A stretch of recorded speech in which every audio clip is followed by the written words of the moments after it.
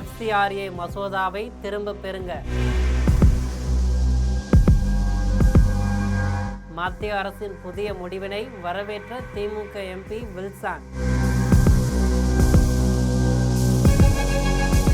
வெளிநாட்டு பங்களிப்புகள் ஒழுங்குமுறை திருத்த மசோதாவை விரிவான ஆய்விற்காக கூட்டு நாடாளுமன்ற குழுவிற்கு அனுப்ப மத்திய அரசு எடுத்துள்ள முடிவை வரவேற்கக்கூடிய அதே வேளையில் இந்த மசோதா முழுமையாக திரும்ப பெற வேண்டும் என்பதே முதன்மையான கோரிக்கை என சிறுபான்மையினருக்காக கூட்டு நடவடிக்கை மன்றத்தின் தலைவர் P. வில்சன் தெரிவித்திருக்கிறார்.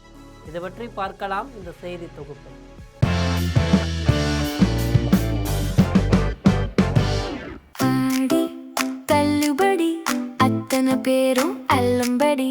ஆறு முதல் 60% வரை ஆடி தள்ளுபடியுடன் சூப்பர் சரவணா ஸ்டோர்ஸ், சென்னை, மதுரை, கோவை.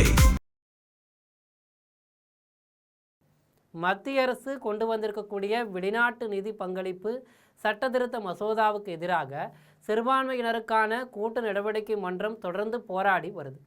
இந்த நிலையில் இந்த மசோதா விரிவான ஆய்விற்கு கூட்டு நாடாளுமன்ற குழுவிற்கு அனுப்ப மத்திய அரசு முடிவு எடுத்துள்ளது குறித்து அந்த அமைப்பின் தலைவரும் மாநிலங்களவை உறுப்பினருமான மூத்த வழக்கறிஞர் வில்ஸ் அறிக்கையை வெளியிட்டிருக்கிறார்.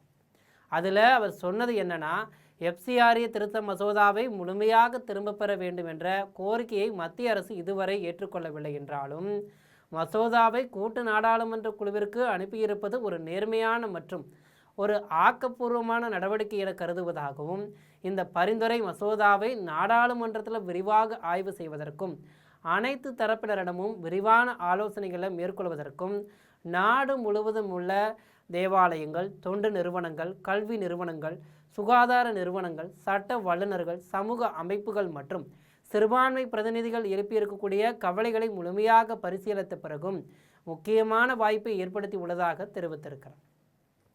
தாங்கள் தொடர்ந்து வலியுறுத்தி வருவது முன்மொழியப்பட்டுள்ள திருத்தங்கள் தொண்டு, கல்வி, சுகாதாரம், மனிதநேய சேவை, சமூக சேவை மற்றும் மத பணிகளில் ஈடுபட்டுள்ள நிறுவனங்களுக்கு தீவிரமான தாக்கங்களை ஏற்படுத்தக்கூடும் என்பதால் ஆரம்பம் முதலே மசோதாவை திரும்ப பெற வேண்டும் என்று கோரியதாகவும், மாற்று வழியாக தங்களுடைய கருத்துக்கள், கவலைகள் மற்றும் பரிந்துரைகளை நாடாளுமன்றத்தின் முன் வைக்க வாய்ப்பு ஏற்படும் வகையில் மசோதாவை கூட்டு நாடாளுமன்ற குழுவிற்கு அனுப்ப வேண்டும் என்றும் வலியுறுத்தியதாக வில்சன் குறிப்பிட்டிருக்கார். கடந்த பல மாதங்களாக தங்களது அமைப்பு மேற்கொண்ட பிரச்சாரம் அமைதியானதாகவும், ஜனநாயக ரீதியானதாகவும், அரசியலமைப்பு சட்டத்திற்கு உட்பட்டதாகவும், தொடர்ச்சியானதாகவும் இருந்து வந்துள்ளதாக கூறியிருக்கக்கூடிய அவர், கடந்த ஏப்ரல் மாதம் அப்போதைய தமிழக முதலமைச்சரும் திமுக தலைவருமான மு.க. ஸ்டாலின் மசோதாவை உடனடியாக திரும்ப பெறுமாறு பிரதமருக்கு கடிதம் எழுதியதாகவும், ஏப்ரல் 16 தனது தலைமையில் டெல்லி அரசியலமைப்பு கிளப்பில் முக்கியமான தேசிய ஆலோசனை கூட்டத்தை நடத்தியதை சுட்டிக்காட்டியுள்ளார். தொடர்ந்து கூட்டு நடவடிக்கை மன்றம் தேசிய இணையவழி ஆலோசனை கூட்டத்தை நடத்தியதில் நாடு முழுவதிலுமிருந்து 150க்கும் மேற்பட்ட நாடாளுமன்ற உறுப்பினர்கள், திருச்சபை தலைவர்கள், சட்ட வல்லுநர்கள் மற்றும் கிறிஸ்துவ அமைப்புகளின் பிரதிநிதிகள் பங்கேற்றதை குறிப்பிட்டிருக்கார்.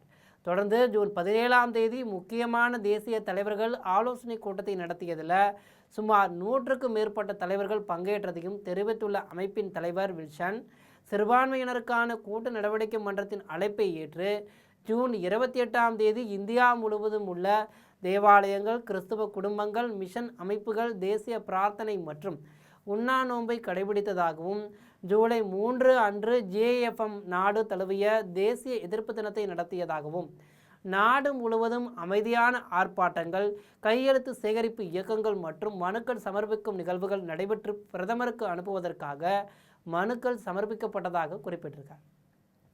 ஜூலை 20 அன்று புதுடெல்லியில் உள்ள இந்தியா சர்வதேச மையத்தில் ஒரு முக்கியமான தேசிய ஆலோசனை கூட்டத்தை நடத்தியதில் 100க்கும் மேற்பட்ட நாடாளுமன்ற உறுப்பினர்கள், திருச்சபை தலைவர்கள், சுகாதாரத்துறை வல்லுநர்கள், கல்வியாளர்கள், சமூக அமைப்புகளின் பிரதிநிதிகள் மற்றும் கிறிஸ்துவ அமைப்புகளின் தலைவர்கள் பங்கேற்றதாக பட்டியலிட்டுள்ளார். தொடர்ந்து ஆகஸ்ட் 6 தனது தலைமையில் இந்தியாவில் உள்ள பல்வேறு கிறிஸ்துவ பிரிவுகளைச் சேர்ந்த மத தலைவர்கள், அரசு சாரா நிறுவனங்கள், சுகாதார மற்றும் தொண்டு நிறுவனங்களின் பிரதிநிதிகள் அடங்கிய ஒரு குழு மத்திய உள்துறை அமைச்சரை அமித்ஷாவை சந்தித்து திருத்த சட்டத்தால் பாதிக்கப்படும் கிறிஸ்தவ சமூகத்தினர் மற்றும் நிறுவனங்களுடைய கவலைகளை இக்குழு உள்துறை அமைச்சரிடம் விரிவாக எடுத்துரைத்ததாகவும், மத்திய உள்துறை அமைச்சருடனான சந்திப்பை தொடர்ந்து கிறிஸ்தவ சமூக தலைவர்களுடன் இணைந்து திமுக தலைவர் மு.க. ஸ்டாலினை சந்தித்து உள்துறை அமைச்சருடனான சந்திப்பு கிறிஸ்தவ சமூகத்தினருக்கும் சிறுபான்மையினருக்கும் தொடர்ந்து ஆதரவாக குரல் கொடுத்து வருவதற்கும் தொடர்ந்து ஆதரவு அளித்து வருவதற்கும் மு.க. ஸ்டாலினுக்கு குழு நன்றி தெரிவித்ததாக கூறியிருக்கிறார்.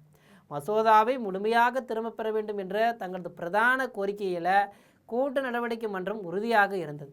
அதே வேளையில் மசோதா நாடாளுமன்ற கூட்டு நடவடிக்கை குழுவிற்கு அனுப்பப்பட்டிருப்பதை ஒரு நேர்மையான நடவடிக்கையாக கருதுவதாகவும் இந்த கடினமான மாதங்களில் தங்களுடன் நின்ற ஒவ்வொரு தலைவருக்கும் அரசியல் கட்சிகளுக்கும் நிறுவனத்திற்கும் தனிநபருக்கும் என அனைவருக்குமே தனது ஆழ்ந்த நன்றியை தெரிவித்துக் கொள்வதாக மாநிலங்களவை உறுப்பினரும் கூட்டு நடவடிக்கை குழுவின் தலைவருமான வில்சன் தெரிவித்திருக்கிறார். இதுபோன்ற விறுவிறுப்பான செய்திகளை உடனுக்குடன் தெரிந்து கொள்ள நம் ஜெம் தொலைக்காட்சியுடன் எப்போதும் இணைப்பில் இருங்கள். நன்றி, வணக்கம்.